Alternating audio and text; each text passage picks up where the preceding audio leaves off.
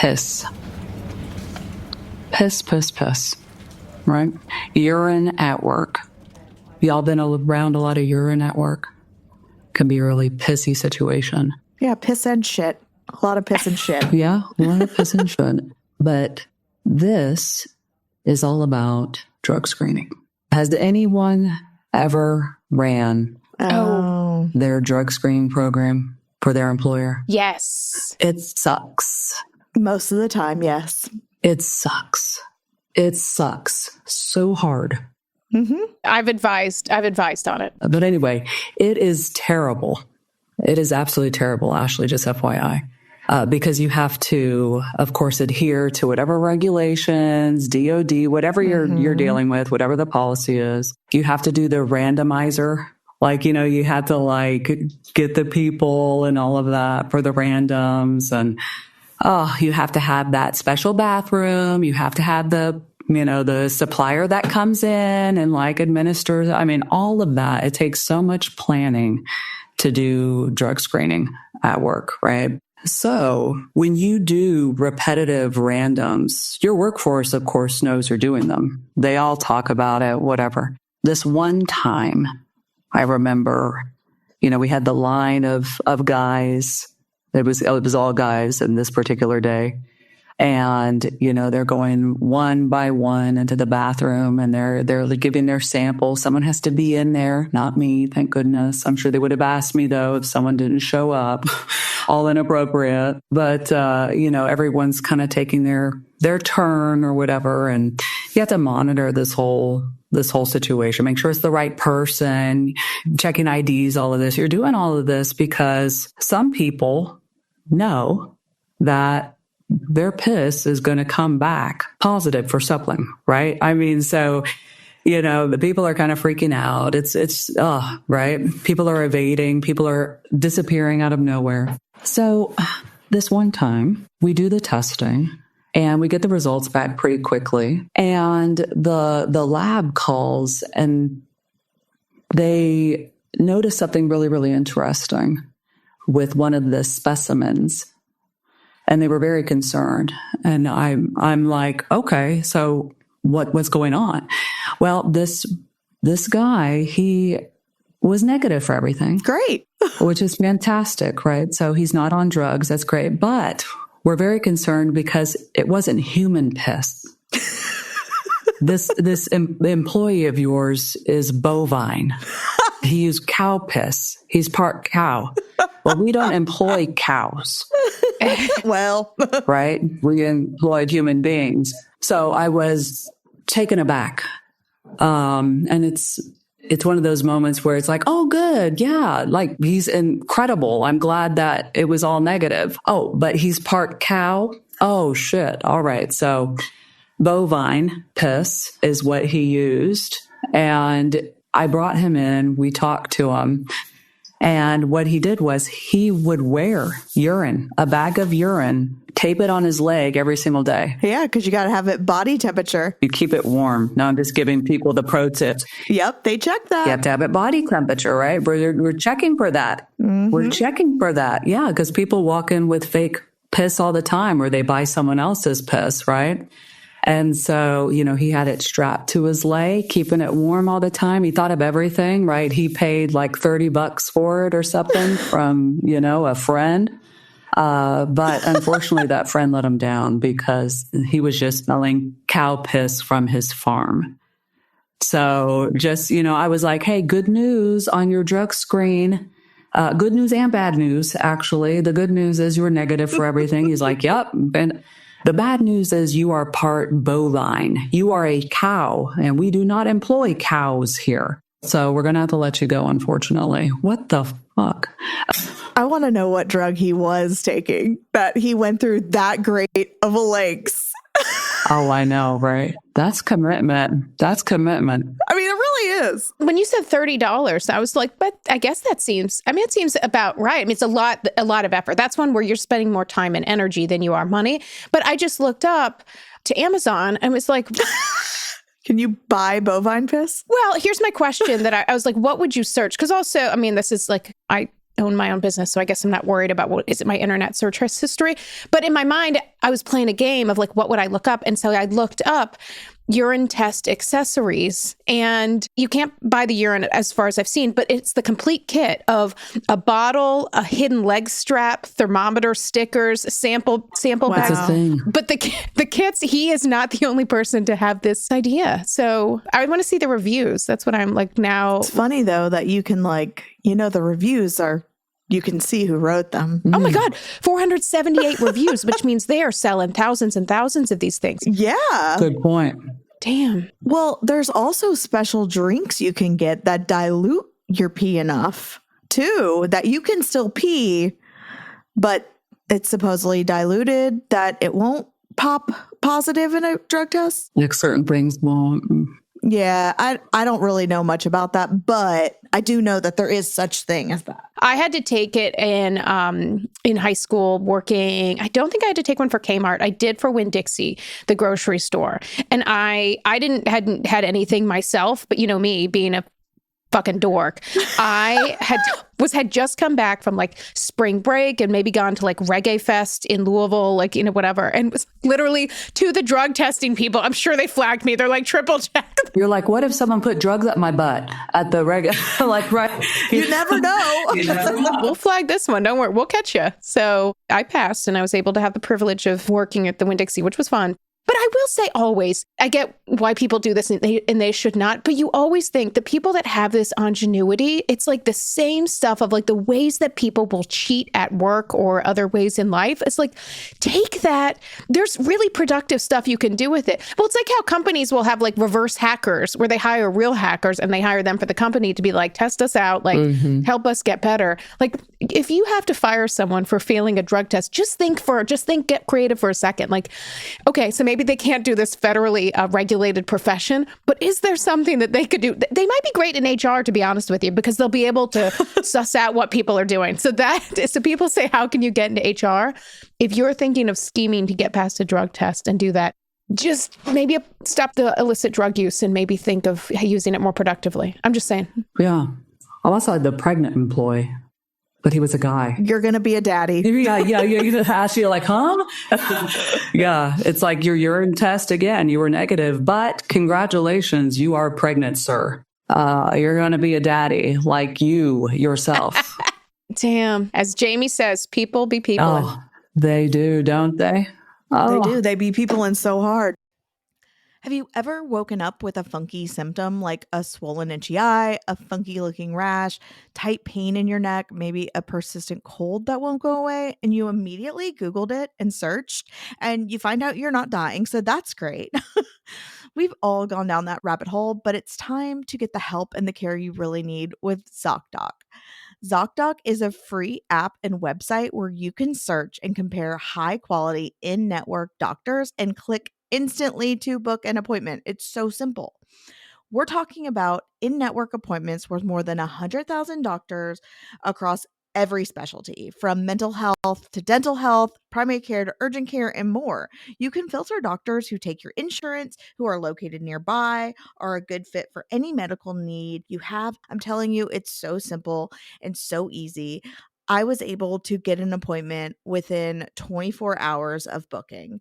So stop putting off those doctor's appointments and go to ZocDoc.com/HRBesties to find and instantly book top-rated doctor today. That's ZocDoc, ZocDoc.com/HRBesties, ZocDoc.com/HRBesties. Has anyone out there promised themselves they'll travel more this year? Well, I have the next promise you need to make: learning a new language with Babbel. Learning a new language is the pathway to discovering new cultures, so why not embark on learning something new? Babbel's quick 10-minute lessons, handcrafted by over 200 language experts, get you to begin speaking your new language in 3 weeks, or whatever pace you choose. I know for me, I recently used Babbel to help brush up on my Spanish before heading down to Mexico City. And guess what? I got so excited by the culture, I'm headed back to Mexico in March. Cannot wait. Let's get more of you talking in a new language. Babbel is gifting our listeners 60% off subscriptions at babbel.com/HRBesties. Get up to 60% off at babbel.com/HRBesties, spelled BABBEL.com/HRBesties. Babbel.com/HRBesties. Rules and restrictions may apply. Oh, well, I hope you enjoyed that little hot goss. Moving on. Welcome back, besties. Happy 2025. Can you freaking believe it? Oh, gosh. Wow. And we are so thankful that this meeting is back as a recurring on the calendars. Speaking of meetings, we have the agenda of your dreams for you today. Words that have never been spoken at work. The agenda of your dreams. Oh my gosh. Well, we just had that little hot goss water cooler talk. Now we are going to transition into some cringe corporate speak that's going to be brought to us by Ashley today. She's on the docket for it. And then we will transition into our hot topic of today. And that is all things workplace trends this year. Workplace trends in 2025, what's hot in HR in 2025, what's hot at work in 2025. So we'll share a few things that we're thinking about as we move here now into this new year. And then, of course, as always, we'll finish our meeting with some questions and comments. Ashley, what cringe do you have for us today? The cringe I have today are 3 words that you might have heard in the new year that make you cringe. And that is back to work. And why that's cringe is that oftentimes, like, especially if you're literally back at work after the holidays, like, you have to get into things, but like hearing those, it's just like, ugh. Have you all ever heard that in the workplace? Yes. Back to work. Yes. Time to get back to work. I hate it when a boss is like, back to work. Yeah. Oh, yeah. Exactly. What the fuck? Like, who are you? What? like I'm a robot? Yeah. Back to work, guys. Always on. Work is work. Work is work. Leave it at home. Okay. Well, then I'm not checking my email after hours. Thank you. Yeah. They want to have their cake and eat it too. Back to work. It is cringy. Do you all say that? Never. I probably have. Truthfully. Definitely probably have. Yeah. Now, I have used it when I'm trying to exit a conversation with someone I don't want to be in a conversation with. Well, I got to get back to work. Like, that's such a lie. And then I just scroll on my phone for 30 minutes. Yeah.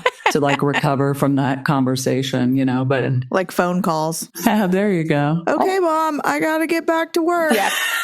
Exactly. That's the uncringe. Every once in a while, like a lot of cringe, sometimes there's that is a good, you can use it as your excuse. There's a good cop to every bad cop situation. And using it in the stern way is not fun and just reinforces what people know. But yeah, you can always use it as an excuse. Ooh, got to get back to work. Oh, I like that. Yeah, that's a major ick if you're that type of boss. Back to work, people. Oh. Well, especially if you're like sitting there and doing that and then like someone walks by and they're like, back to work. How about it? No. I'm not done with my gossip. Oh, gosh. Well, how timely. Back to work, everybody, in 2025. And speaking of, what the hell is going on this year in the workplace? What are some trends? What are some conversations, dialogues that we're going to be having here throughout the year on all things HR, workplace, work? There's a handful of them. Do y'all have some things on your mind? What is hot in the workplace for 2025? Yeah, so while we were researching this article, of course, we put it in ChatGPT, but we also did some research. And the number one that popped up on every single list was AI. ChatGPT's like, I'm the selfish. I know, right? ChatGPT is like, of course I'm going to say myself. But how are companies going to invest in? How are companies going to use AI? We've talked about AI numerous times on the pod. So this was no surprise for me. Matter of fact, when we were at HR Tech in Las Vegas in September, while we walked around the conference floor, I can't tell you how many times various booths you heard it being announced. AI, embracing AI. And it's like, whoa.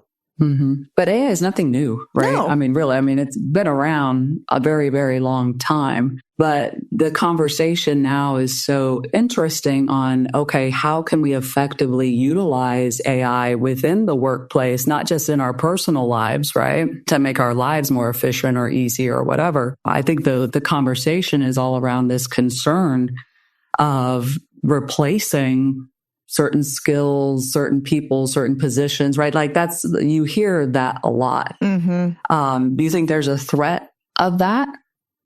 Like, what's the real threat there? I hope so. Well, I don't want to fucking work. I think the conversation's evolved a bit because I think for ChatGPT came around, at least popularly about just over 2 years ago, as far as ChatGPT, and AI has been in the picture. And now you have things like Copilot. You have a ton of these different software platforms. And so I do think you had for a long time these software platforms you could kind of use, but it's like, what do you use it for? You put things into images, and we would laugh because like the writing's all scrambled. Like you'd be like, no, I want it to look like Jamie, and it looks like George Jefferson, and you're like, no, that's not it. And so there were gaps in it. And so you could see a lot of those imperfections. And then you weren't having a lot of these conversations in practice because like, I think a lot of leaders were like, don't use it for anything at work because everything's confidential. And then you have all these employees that are using it and are using it secretly and totally putting confidential things in there because no one's having the conversation to raise like what these tools are, that all of them are using your information, based on in different ways. And so now I think the tools have gotten a lot more sophisticated. A lot of them now are built in more. And so, there's definitely threats to certain roles where it's things that can be automated. But now you can be a bit more strategic where like my job when I was coming out of college, like sales, I've talked about this, like sales cold calling. Like on one hand, you're always going to need people to try to have those conversations. But I would spend my day a little bit calling for people, a lot of things, doing this research. And you have now automated systems and ways you can do that. And so I do think now that as the tools become sophisticated, but a lot of it, what I think, especially in 2025 is, okay, what does this actually look like for every single role? And I think one of the things organizations can do and people can do at work is to think about your job and how can you do things? How can you do things more efficiently? Because there still are huge gaps in comfort levels, knowledge levels, and oftentimes the most, just like my kids can teach me how to use basically every piece of technology more than I can. A lot of those more junior level employees or others may be using them already. And so having leaders that are open to the conversation, that's what I do think you're going to have is people coming together a bit with more realistic ways to use it in the workplace. Yeah. And I really think, organizations, what they can do is they can lead this charge and embrace it and incorporate these technologies within their workplace, right? And so that it's not this scary thing where, hey, your employees, like what you were saying, Ashley, your employees are going rogue, doing whatever over here, and kind of, people are doing what they feel is necessary or needed for their job. Bring it into the workplace, streamline processes, automate as much as you can, because there's a couple things at play. One is the human error factor is significant. People do not realize just how sloppy, sometimes slow, sometimes you name it, like just humans, we're just literally human. Right. And so we are constantly making mistakes. Those mistakes that are occurring every second in the workplace are incredibly costly from a time perspective, from a money perspective. This is going to save you a lot as an organization. The other thing is that we, as a community, as society, we should be leaning more into human connection, building relationships, right? Shifting away from, tactical as much as possible to more strategic work, right? But as an HR person, when so much of your job, I've had jobs where it's like 80, 90% admin, things that could have easily been automated. I could have used these tools 20 years ago, I'll tell you what, right? Mm-hmm. That's like all of my workday. So when am I supposed to collaborate? When am I supposed to innovate or make anything better? When am I supposed to build relationships with my peers? Right? So that we could have a team, so that we can innovate and ideate together. And we could, like, none of that so little of that happens in the majority of jobs because of a lot of tactical administrative work that has to get done because of whatever lack of systems or tools or policies or whatever you have in your organization. And so that's where I see like the opportunity. I really, really do. And anyone can be strategic at every single level, ops to the CEO, right? And so shifting some of that out, I think that some of that meaning the tactical work that can be automated by AI, if it's embraced by an organization, I think you'll see more collaborative workplaces. I really, really do. Even if people are remote and dispersed, it doesn't matter. They have that time in their day to be able to do that. You'll see more innovation, right? You'll see more opportunity for an organization. So I'm like, if you fear it, please embrace it as an organization. Like it's here. It has been here. It's going to continue to grow, and you want to stay competitive. Yeah. And I think those companies and those leaders that are willing to embrace it will have better buy-in from employees, and they're already trending. So they're already going to have a one up in the future. So maybe in 2026, 27, when we're talking about this, it's the companies that, adopted AI early that really are successful. From a practical level, I think people listening, like I know we have people in HR, leaders, employees that are just like to listen, is thinking about, I say ChatGPT a lot because it's an easy place to go. And it depends. Like if you're a Microsoft person, you may use Copilot. But if you go to ChatGPT and just ask, like as a leader, what can we do as an organization to get on the AI train? Or maybe you wouldn't say that. Like they'd be like, well, there's a 3:45 departure from it. But to ask, what can we do? And then you can start getting specific, and you can do that and likely stay within your organizational policies because it's not confidential, but it gives you the ideas. And, or as an employee that's looking to develop, what are things I can do to develop? What are 10 situations I might see in 2025 in my job that I should be prepared for? Oh shit, I don't know what I'm going to do for 4 or 7. Okay, can you give me some role play exercises? Like there's so much you can do from a personal development standpoint. For example, totally transparently, like one of my goals and hopefully our goals is growing HR Besties in 2025 because we have our podcast, we do this, we're practitioners, so we're not professional media people, but we've had amazing community. We'd love to grow it even more. So I'd put in there, like, what can we do for podcast strategy? It's nice because like a lot of things, some of it's validating. It also knows, it's like, well, you already have a website. You can have these things. Like these are things that you can do, get people to share. So if you're listening to this, feel free to share. We're back for 2025. But it gave like 25 very specific things. Even if I go through and I pull 3 of them out of it, it's about saving time in your day and having the conversation. So I think as a practical takeaway is whatever your role is, there's ways that you can use it. And literally as you listen, pause, or while you listen, go to ChatGPT, don't stop. And, but get some of those practical things and you can immediately start. If development is one of your 2025 goals, check it off by mid-January by starting to do these things. That's excellent advice. Love that. You may have heard how much I love Notion, a sponsor of today's episode. I've used it to turn my resource guide for my Manager 201 Strategic Leadership course into a digital notebook for the leaders taking it. It's beautiful and super easy to use. And I've just learned that I can use it not just to create things for others, but for myself in my business, to have a whole system to keep track of projects and deadlines. Notion combines your notes, docs, and projects into one space that's simple and beautifully designed. And you can leverage the power of AI right inside Notion across all of your notes and docs without jumping between your work and a separate AI-powered tool. Unlike other specialized tools or legacy suites that have you bouncing between 6 different apps, Notion is seamlessly integrated, infinitely flexible, and beautifully easy to use. The fully integrated Notion AI helps you work faster, write better, and think bigger, doing tasks that normally take you hours in just seconds. Try Notion for free when you go to notion.com/HRBesties. That's all lowercase letters, notion.com/HRBesties, to try the powerful, easy-to-use Notion AI today. And when you use our link, you're supporting our show. That's notion.com/HRBesties.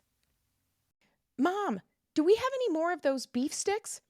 This is the question I've heard more than almost any other ever since I discovered our family's new favorite snack, Paleo Valley grass-fed jalapeno beef sticks, to be exact. Paleo Valley is on a mission to help people reclaim and maintain vibrant health. They do that by offering nutrient-dense snack products, 100% natural whole food supplements, and a community of loyal customers, just like me and my family. Part of their continuously growing line of products is their meat sticks. For beef, it's not just jalapeno. They have 5 mouthwatering flavors. Also, original, summer sausage, garlic summer sausage, and teriyaki. They also have pasture-raised pork. And unlike virtually every meat stick on the market that's coated in hydrogenated oils and may even contain black mold, Paleo Valley ferments each beef stick and ensures top-notch flavor and enhanced digestibility. It's kid-friendly, holistic, nutritionist-approved, 0 carbs and 0 sugars. Head to paleovalley.com/HRBesties for 15% off your order. That's PALEO valley.com/HRBesties for 15% off. So I think another big one that we saw, and I think we really saw it at the end of 2024 with the big push of back to work, back to the office. So we're seeing a lot more hybrid work models where companies are now stating you were remote since 2020, but we're bringing you back for 2 to 3 days a week, or maybe we're bringing you back full time. I know Amazon, I think AT&T were some big names that are bringing employees back 5 days a week in office. I hate it. And well, tying it also to back to work, what I don't care for, and I think really hits people that have been working remotely that feel like they're working 24/7 already when they hear back to work, like back to the office as in back to work. And they're like, tell me you don't know what my life is like by showing me. But Lee, thoughts? Yeah, I mean, this one is big for me. And I think that this has already been a very crucial conversation, especially online, on the socials, in the media, right, in our communities, and will continue to be. Absolutely, because return to work really signifies a change of how we've been working, right? With COVID, we had a substantial, earth-shattering change in how so many of us work, our schedules, the days, all of that. And it showed so many of us that different models besides the 9 to 5, 5 days a week can be successful. So now that we know that, it's hard to just cookie cutter it back, right? Like you can't unring a bell sort of thing. And I see such potential, and I want this conversation and dialogue to continue on this because I truly believe there will come a day where, I mean, the schedule of 9 to 5, 5 days a week, it's going to turn inside out. I mean, it's just going to look wild. Everyone's all sorts of positions, jobs, whatever. We're going to just be all over the place, all over the board. So many people are going to move to more remote situations. But the key thing about, besides the potential and the opportunity and just the shift of how we work, right, as a society, there's this other conversation happening about flexibility and adaptability. That's crucial. And the employers that understand that and embrace that, they're going to get the best talent, flat out. They're going to have the best people working for them because they are establishing a culture of trust and diversity. They are recognizing that people are different. They work differently. They can be successful in different ways. And we are going to trust them to get the work done. And they are going to, in return, be loyal to us and do their best work because they have flexibility. And we are being adaptable to that. And that, to me, that's, that is going to be just the mark of a great organization versus a not so great organization. Right. I mean, and so that's going to continue, especially with alpha And the generations coming here, they're going to want more and more and more and more flexibility. Yes. They really are, because we have kids growing up right now that are seeing their parents work from home, and they've had their parents at home for years now, and they're going to want that for their children and their lives. Think about just the effect of that, right?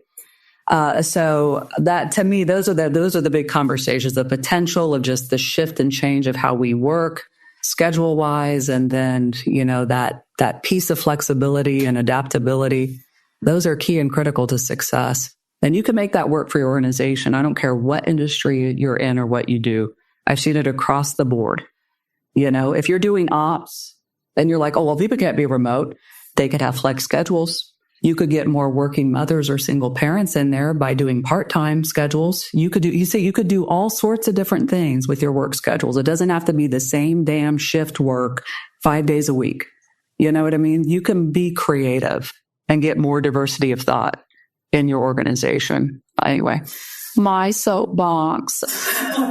I really do think it's just really a power thing, right? I mean, control. Yeah, control and power. I mean, there's a joke on the internet, and I'm sure I've posted a meme or two about it, is, these executives want to be back in the office so they can cheat on their wives because they hate their family being at home. I love being at home. I'm lucky right now. I am quote unquote hybrid.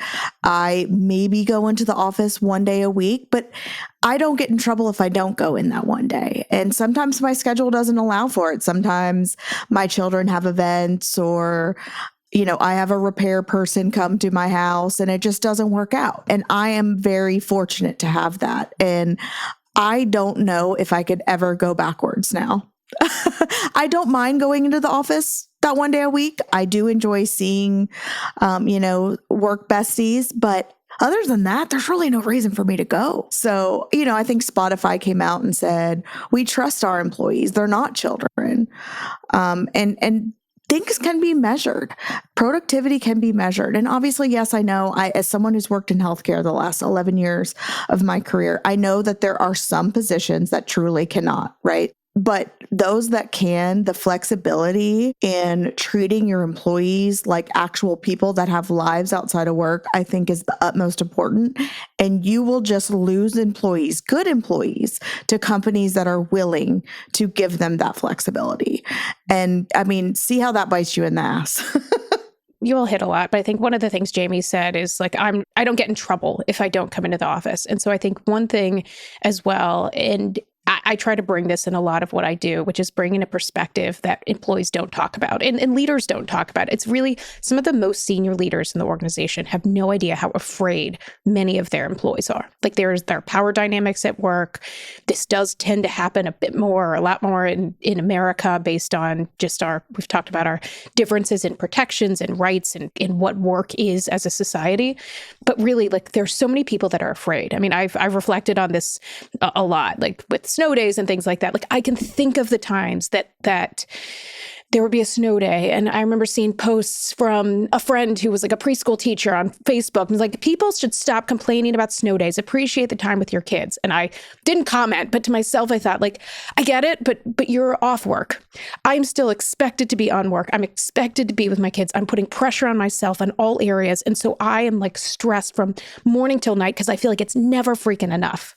Nobody else is necessarily thinking that. Like constantly my boss would be like, thanks for joining the call. I'd be like, oh God, they're going to be like on me for having my background blurred or whatever. Like, thanks for joining the call. Like, oh, okay. Like there's such this fear. And so I think recognizing that having the trust and sure, have the conversation with people. If your fear is that people aren't going to work, say that and say like, honestly, this is my fear is how do I measure this? And how do we know what people are doing? People will tell you. People will, when they feel like they can trust you and you're trying to give them benefits and like be able to justify it to your own boss, people get that. And so I do hope having more practical conversations, but with that level of trust, because I do think it's power, control, and even at times fear of managers for looking bad to their own bosses. And so I think at top levels of organizations, as you can just recognize what's really happening in that, like the Spotify example, like fantastic, like communicating that is that thing. I'd love to see their recruiting figures. And I'm sure there'll be a very expensive McKinsey study on what that looks like.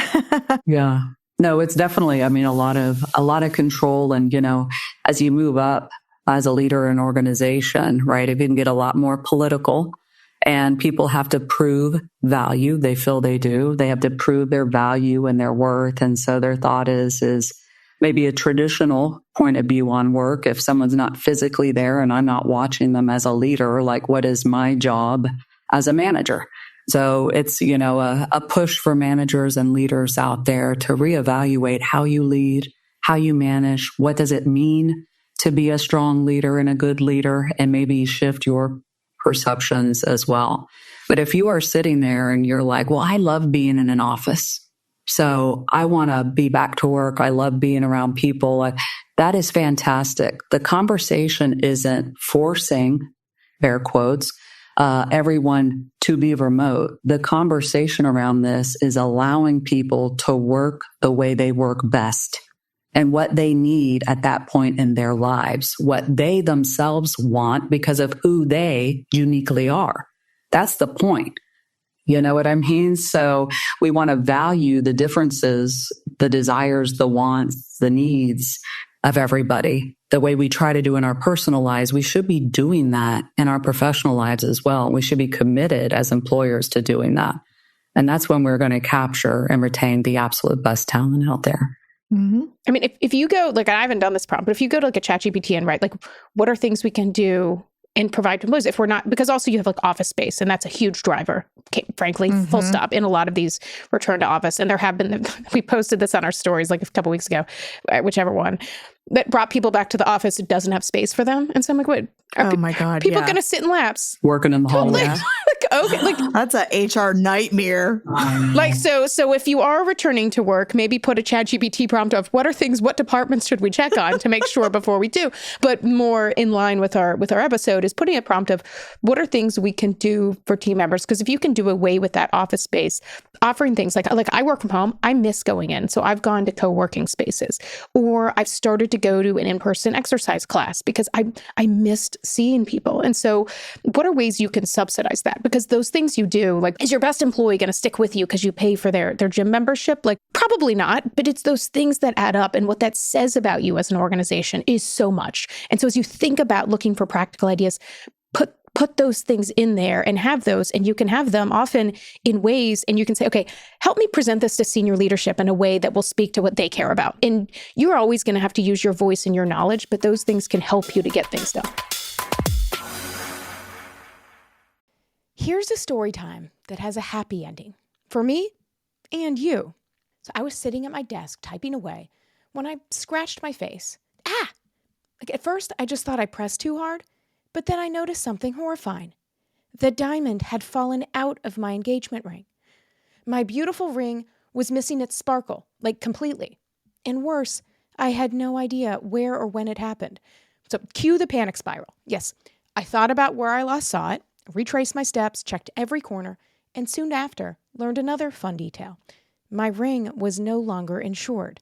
Talk about a tough few days. But after the initial shock, I decided it was time for a fresh start. And I actually didn't want another natural diamond. So I started looking at lab-grown options. And do you know what popped up quickly? Quince. Yes, Quince has really nice jewelry. Quince's lab-grown diamonds are absolutely stunning, ethical, and way more affordable than traditional ones. I picked out a gorgeous replacement ring. And honestly, I love it even more than my original. It sparkles just as much. And I finally have peace of mind. So here's the happy ending for me and you. Whether you're replacing a lost ring, upgrading your jewelry, or just treating yourself, Quince makes it easy to find high-quality, stunning pieces without breaking the bank. If you haven't checked out their jewelry, go check it out, as well as their cashmere sweaters, Italian leather handbags, and even sheet sets. Treat yourself this winter without the luxury price tag.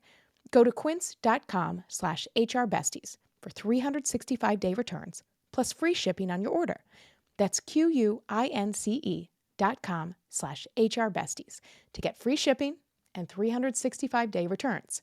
That's quince.com/HRBesties.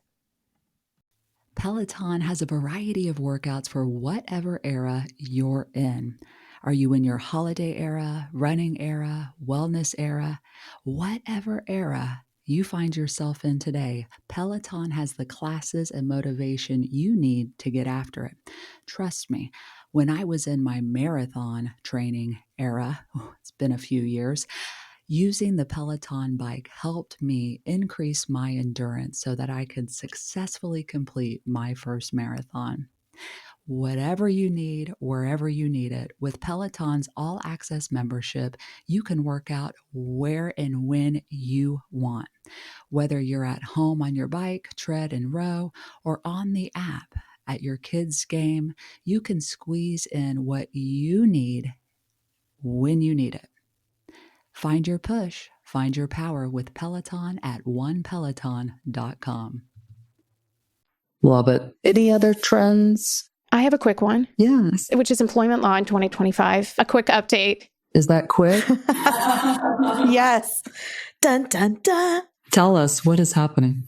Well, I just think whenever you have just one thing to be mindful of, that you will see large shifts. Like it was, I think now 3 years ago that like the non-compete ban came out. And I see it because I have like videos that came, maybe 2 years ago, but videos that came up of when I was talking about it then. And like, I don't think it's going to happen. And I'll tell you why, like legally, but not just me. Most people were saying this. But one thing you'll see in the US in particular is when you see shifts in presidential administrations, especially between Democrats and Republicans. So like what to expect at a high level summary, you will see a lot less employment related, likely legislation or executive orders than you saw in a Democratic administration under President Biden with new, I don't know what you say, like returning President Trump, like, I don't know, whatever. I'm sure it's like 3 words, but whenever you have that, again, I will never present things like this in a political slant, just FYI, is because these governmental agencies like the EEOC, the Department of Labor, the Federal Trade Commission, they are all very political. And oftentimes like the FTC, the NLRB, which is the National Labor Relations Board, oftentimes there's 5 members. So the FTC, for example, had been 3-2 Democrats. And when you see like the non-compete ban, for example, that was by the FTC, which doesn't tend to be the biggest employment related agency, but it's about to switch back to 3-2 Republicans.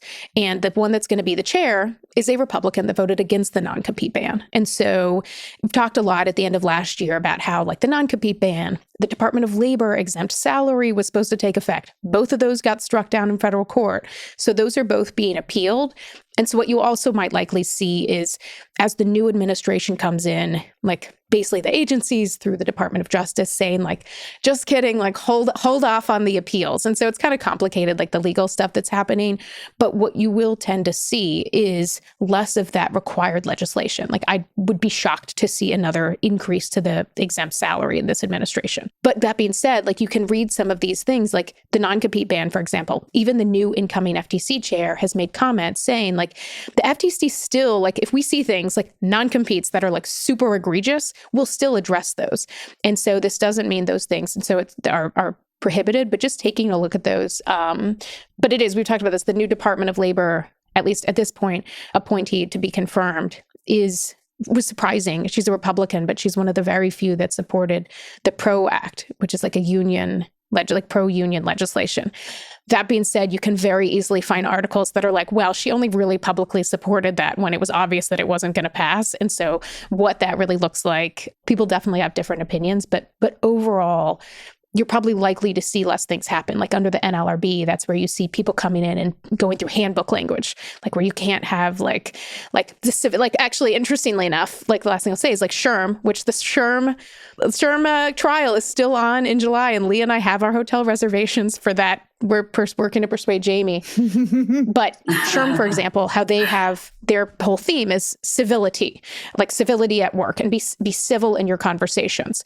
Well, it is a bit ironic because the NLRB has taken the position that having like a handbook policy, for example, that requires people to be civil at work is illegal because and why that is because of like, even in non-union environments, you can't restrain people's Section 7 rights. You can like Google these things. I won't detail into it, but for people to discuss terms and conditions of employment, including ways that might be a bit heated as long as they don't cross lines. So anyway, just looking, you can find some resources online, but overall, you are likely to see over the next 4 years, at least, less employment-related legislation.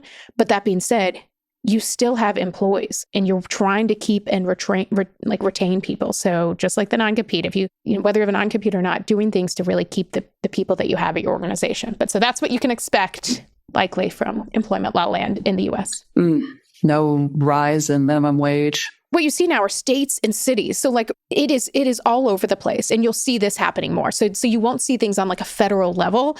And that's one of the problems is like it's hard to just keep up. And so people often say like, well, I should be able to work from anywhere. But like for employers, it's really hard to have people located geographically in different places and try to keep up with all of that. But so you will see increases to minimum wage, increases some to minimum salary in the few states that have it. I'd expect to see that more. Non-compete things happening at the state level. So ways that you can do that often, we will give our little plug to our 650 is they've been a sponsor of HR Besties since practically day one. And so, but also other resources like newsletters that help on this, because it's an area that you got to get right. And it's like incredibly hard to keep straight.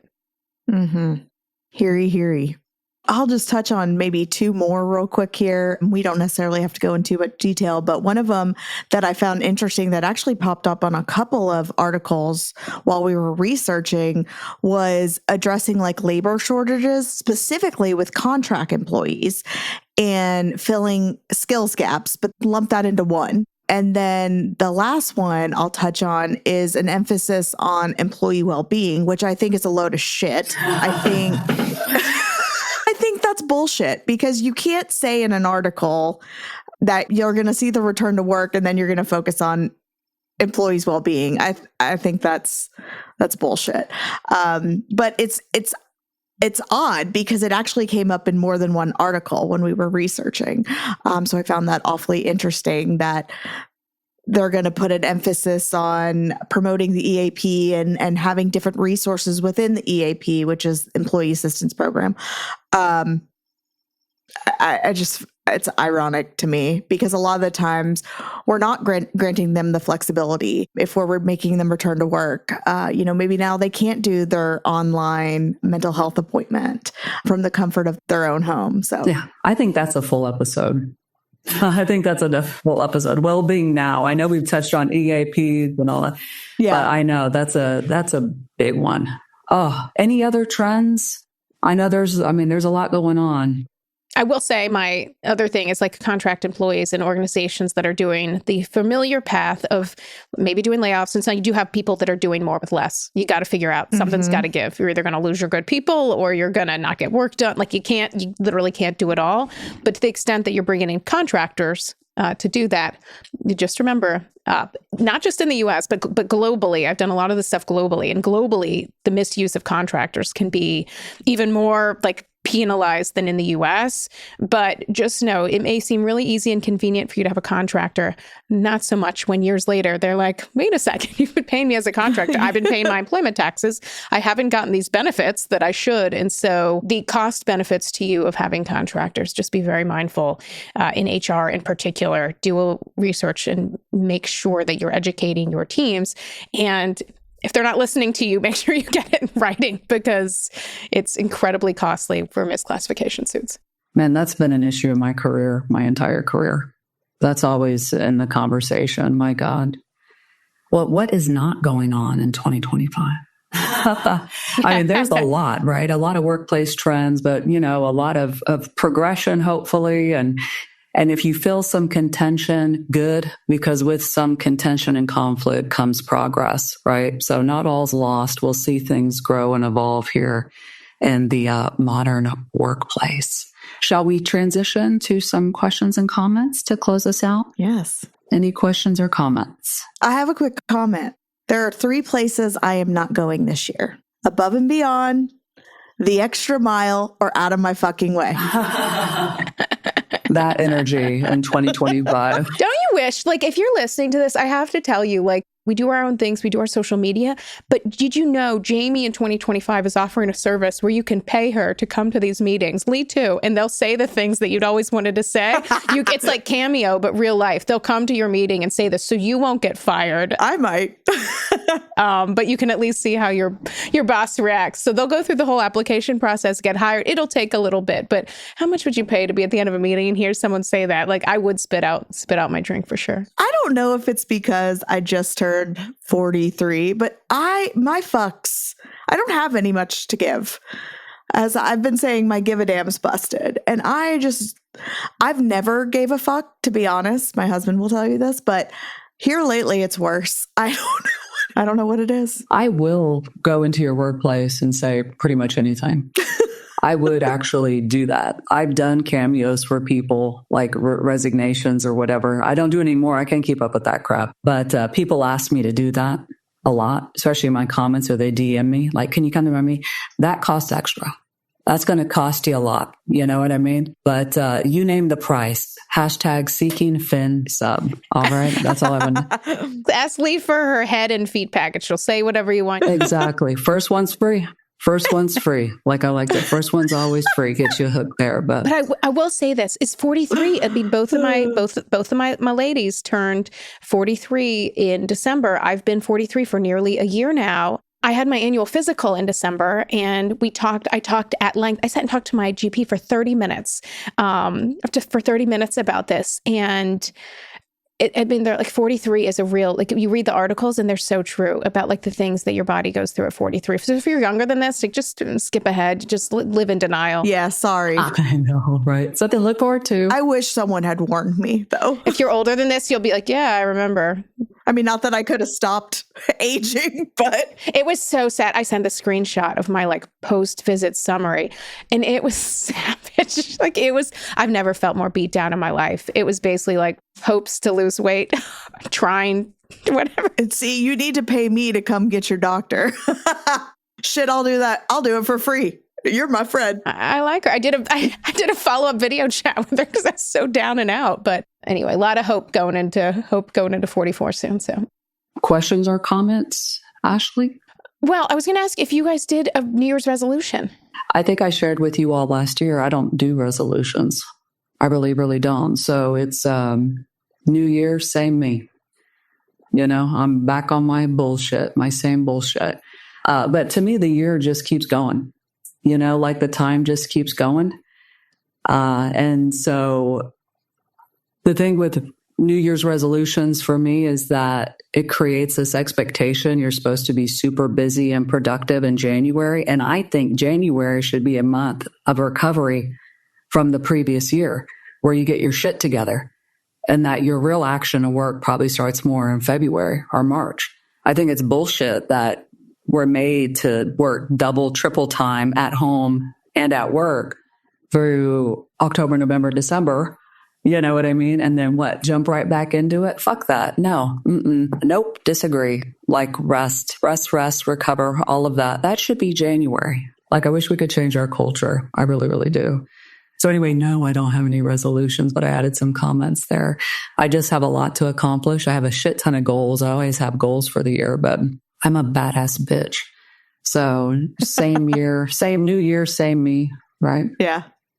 I'm the same. I don't do resolutions. I do set some goals for myself for the next year, but I've always said I shouldn't need a new year to like start something. So like getting in shape or whatever it is, like I don't want to make myself have this quote unquote clean slate, and I should be able to start that at any time. I do New Year's resolutions.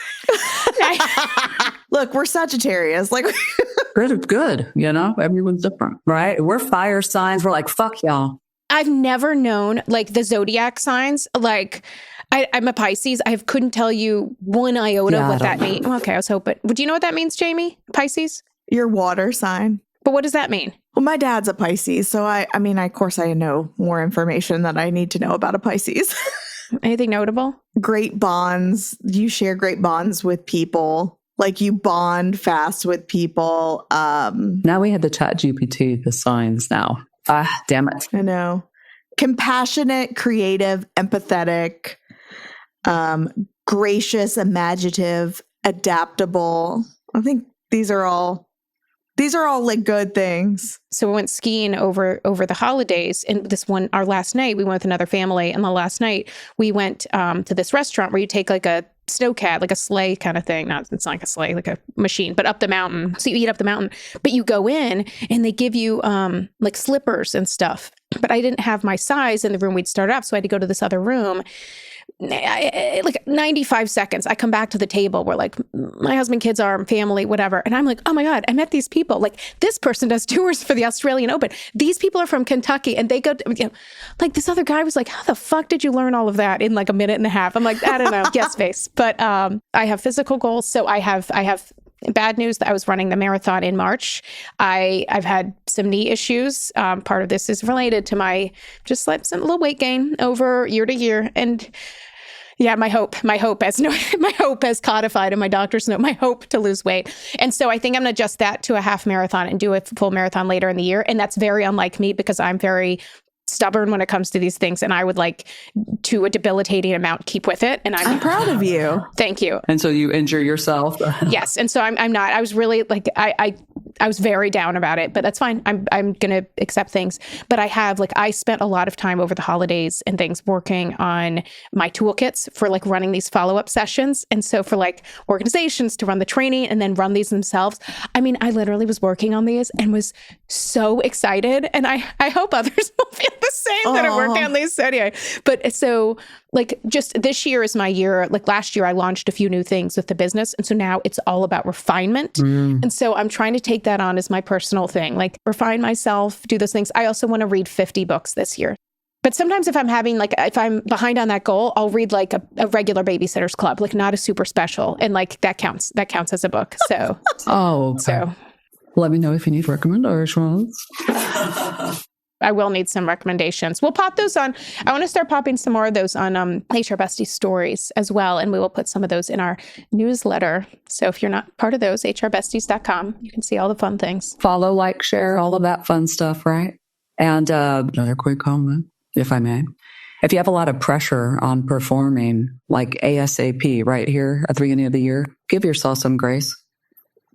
Like, give yourself some grace, put up those boundaries. Like, you do what you need to do to transition into the new year, if that means something to you. You know what I mean? Do all you can. Prep, recover, grow, all of that, whatever you need to do. And you have the whole year and hopefully many, many years to come to perform and excel and succeed. It doesn't all have to happen in fucking January. Facts. You know what I mean? Like the pressure. Oh, my God. Oh, truly. Well, on that note, Happy New Year. Welcome back, besties. More meetings to come.